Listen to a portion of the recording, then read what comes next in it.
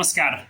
म राष्ट्रको खम्बा चन्दन अर्गेजान होइन। मैले भर्खरै मात्रै हाम्रो सामाजिक अभियन्ता अथवा मेडिकल व्यवसाय दुर्गा प्रसाद राईको चाहिँ घर चाहिँ बालन र सुजनको चाहिँ भरौटेहरूले बालन र सुजनको भरौटे भनेको नेपाल पुलिस र नेपाली सेनाले चाहिँ दुर्गा प्रसाद राईको चाहिँ घर छापा मारेको र कोठाभित्र भएका सामानहरू लथालिङ्ग फ्याँकिएको देखियो।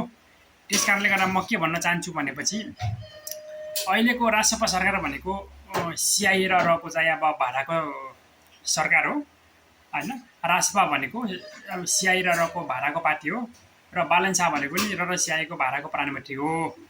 त्यस कारणले गर्दा यिनीहरूले छापा कसले मार्ने हो? कम्बोडियामा, वाइटबडीमा, हलिवानमा होइन, गिरबन्डुमा, त्यसपछि गएर चाहिँ क्यान्टोनमेन्टमा होइन। यहाँनिर छापा मार्नु त कहाँ छ कहाँ? अनि त्यो मेडिकल व्यवसाय दुर्गा प्रसादको घरमा किन छापा मार्नु परेको थियो? यो टिओबीको ग्याङलाई, यो सिआईको 50-76 जना युवाहरूको रगत पिएर अझै पुगेको छैन बालन शाह र सुटन गुरुङलाई।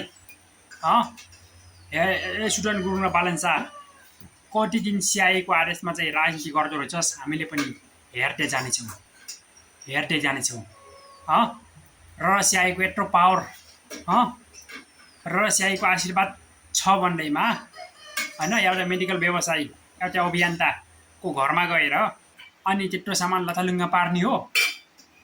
दुर्गा प्रसाद अपराधी हो कि केपी शेरे प्रचण्ड, टिओबीको ग्याङ, सिआईको ग्याङ, 50-76 जना युवाहरूको रगत पिउने बालन शाह अपराधी हो, सुटन गुरुङ अपराधी हो?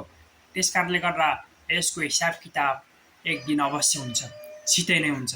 तिमीहरूले शासन प्रणालीको रूप पाटा बदल्दै केपी शेरे प्रचण्डको ठाउँमा होइन नयाँ गोठालो सिआईको नयाँ गोठालो नियुक्ति भएर अहिले चाहिँ जति पनि दुर्गा प्रसादलाई चाहिँ होइन दुःख दिने काम गरिरहेको छ नि, यसको पुरा हिसाब किताब हुनेछ। सिआईको दानापानी खाएर, सिआईको कलो खाएर, सिआईको चाहिँ बारबार फाउन्डेसनको चाहिँ अब होइन कलो खाएर चाहिँ यत्रो हिम्मत, यत्रो हैसियत।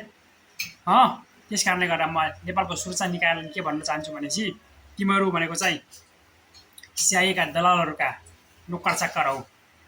बेलैमा चाहिँ तिमीहरूले आफूलाई सुधार भऊ, म यो भन्न चाहन्छु। किनकि देशको बुराई साम्राज्यवादको पासमा बसिसक्यो। यत्रो युनिपोलर र मल्टिपोलरको लडाइँमा तिमीहरू कति बाँधो रहेछ हामीले पनि हेर्दै जानेछौँ।